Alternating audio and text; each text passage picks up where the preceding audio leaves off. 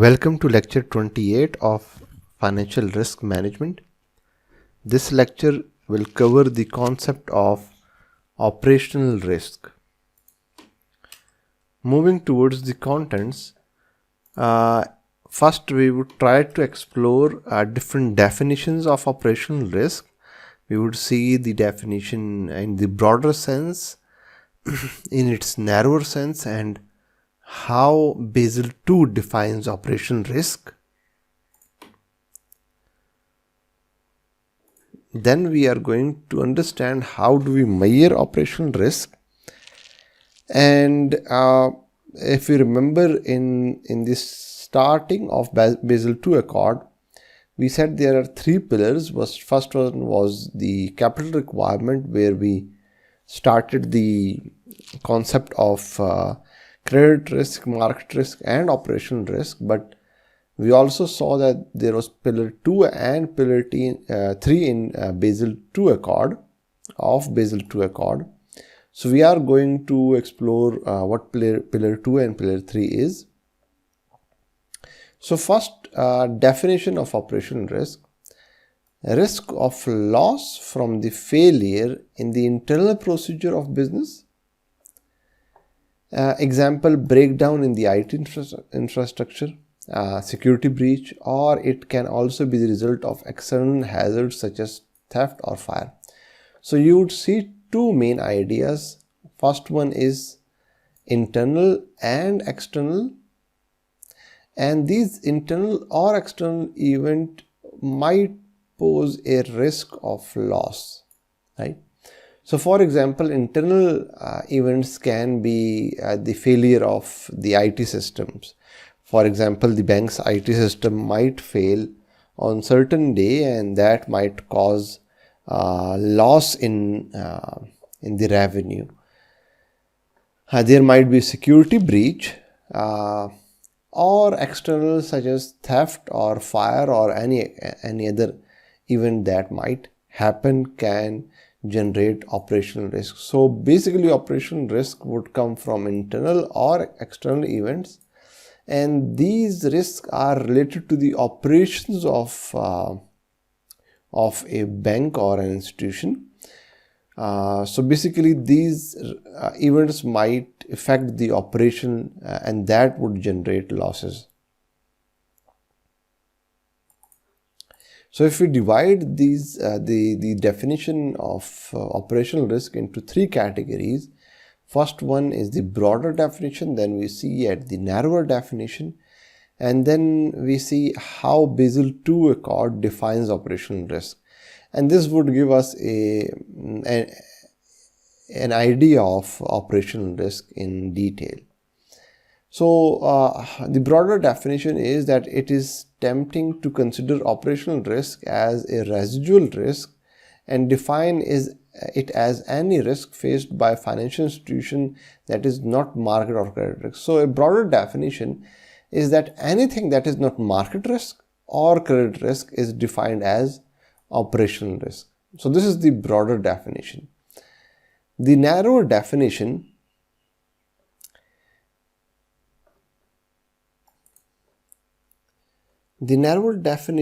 defines operational risk as another,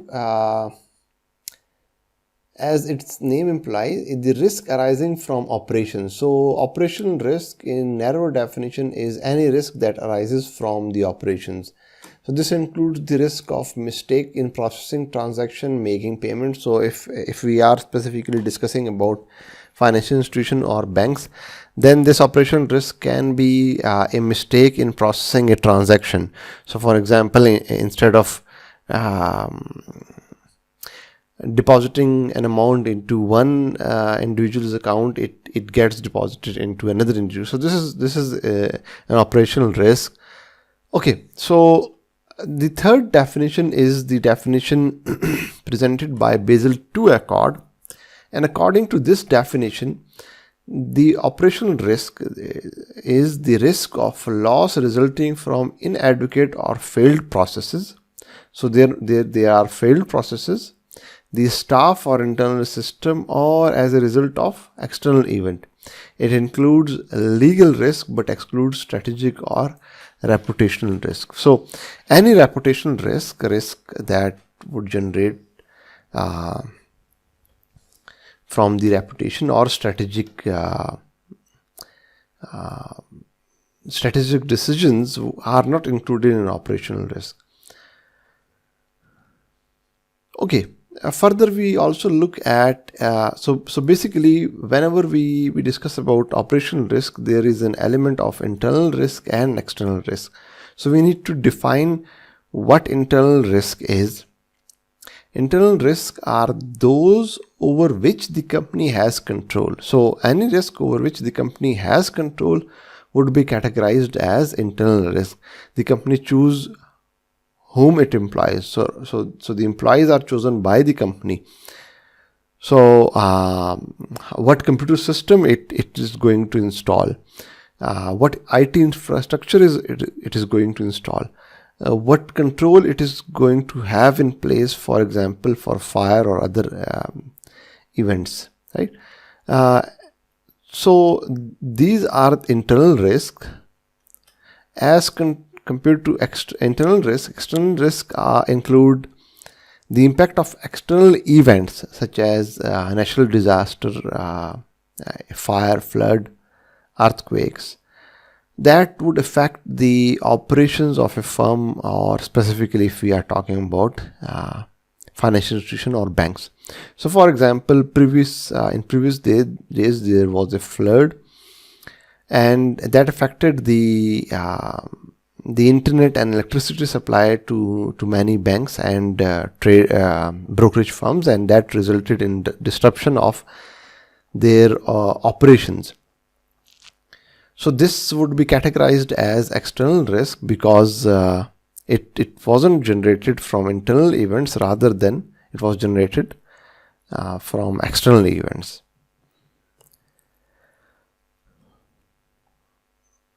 Okay, now how do we measure operational risk? And this measurement would be in light of Basel Accord, Basel II. According to Basel II, bank must hold capital for operational risk that is equal to the average of previous 3 years of fixed percentage of positive annual gross income. So what this measure is that whatever the average gross income is, the annual gross income is for last 3 years, we are going to take average of those annual gross incomes, profits, and then based on that average gross income, we are going to the bank is going to hold some amount of capital. How much, that we are going to discuss in a while. So it means that the negative gross income figure must be excluded. So if, for example, the last previous 3 years are 2017, 18 and 19. So we need to take the average of the gross profit of these 3 years. But just in case if the in 18 there wasn't a gross profit, rather it was a loss, negative gross loss, then rather than taking 18, what we would do is we would start with 16. So we would take 16, 17 and 19. So previous 3 years gross income. Okay.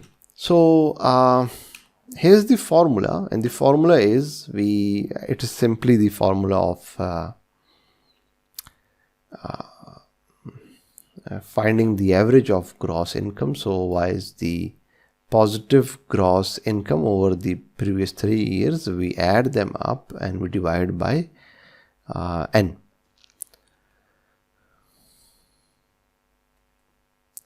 So n is the number of previous 3 years for which gross income is positive. This is what we are discussing, the elements of the formula. Now this is what we need to understand, what this alpha stands for. If we go back to the formula, we would see that there is an alpha. This formula is nothing but the average formula, so it is simply summation x divided by n. So add all the values in the x variable and divide by number of observations. So if we have 1 million, 2 million and 3 million, that would be 3 plus 3, 6 million divided by n. There are 3 observations, so it would be average of 2. So this is simply an average, but we need to multiply it by alpha, right? And what this alpha is, it is the fixed by Basel committee at 15%. So we need to multiply whatever the gross income, average gross income for last 3 years is, we need to multiply it with 15%, and that amount would be our capital requirement. So in this case, if the average is 2 million, then multiplied by 15% would be 0.8 million. So in this case, the firm needs to hold a capital of 0.8 million. This is what we are going to find the K, the capital charge. So for the purpose of estimating K, the committee defines gross income as net interest income. So this is the definition of gross income. It is the net interest income plus the net non-interest income as defined by National Supervisor and or National Accounting Standards. So both the interest income and non-interest income would be added up to make the gross income.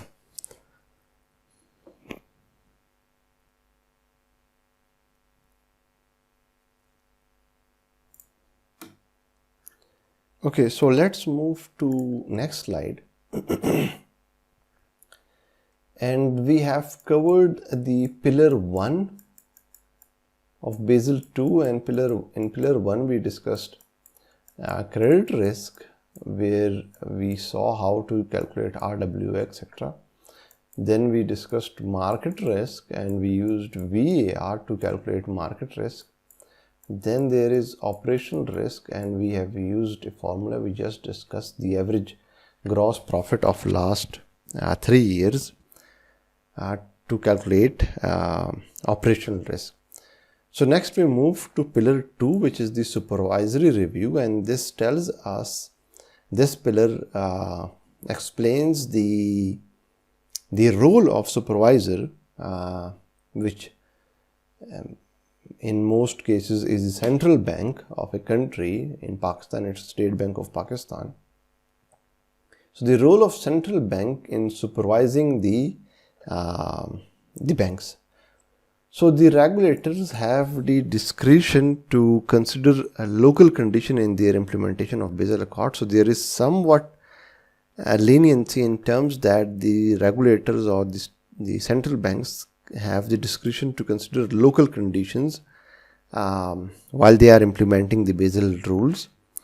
The key principles that the supervisors or the central banks need to consider is that the bank should have at least a process for assessing their overall capital adequacy in relation to their risk profile, and they must have a strategy to maintain the capital levels. So what banks need to have, what supervisor is going to evaluate, is that whether banks have the process in place or not. This is the first principle that is need to be evaluated, whether there is a process or not, and process for what?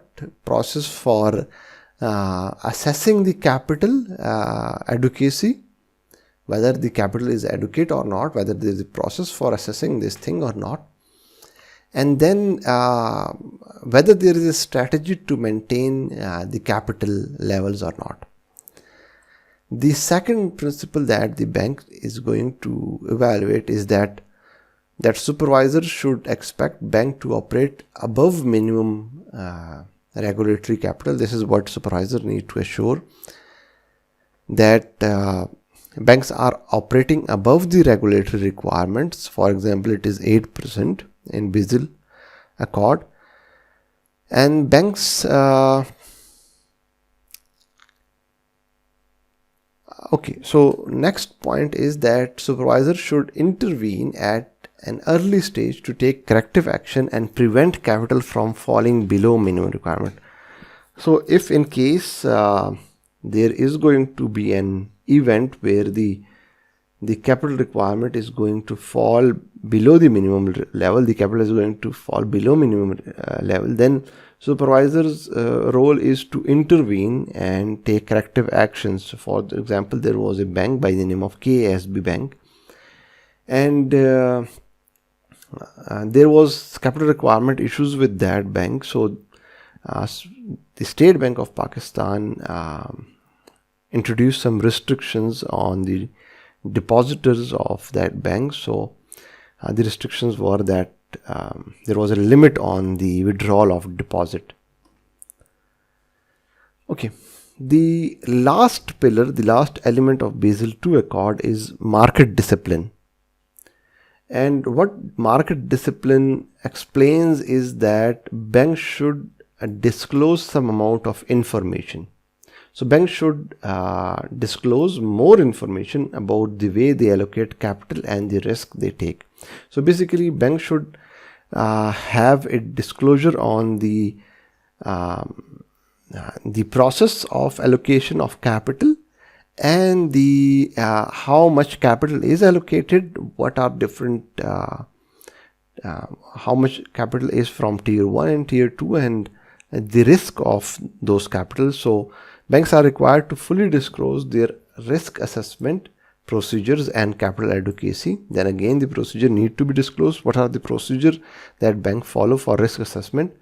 So for example, the bank need to disclose the tier 1 capital and tier 2 capital, how much is tier 1 capital, and then how much amount is from tier 2 capital. If you remember the tier 1 and tier 2 capital from our first video of Basel Accord, this would include common stock and non-cumulative preferred stock, whereas tier 2 would include subordinated debts and cumulative preferred stocks. The list of instruments constituting tier 1 capital. So what constitutes tier 1 capital? And then the capital requirement for credit, market and operational risk. What is the bank's capital requirement for credit risk, for market risk, and then for operational risk, and other risk to which the bank is exposed, and the assessment method used by the bank for different categories of risk. So if you remember, there were off-balance sheet items. If there is certain risk that is related to off-balance sheet items, then this market discipline pillar explains that bank need to disclose that risk too.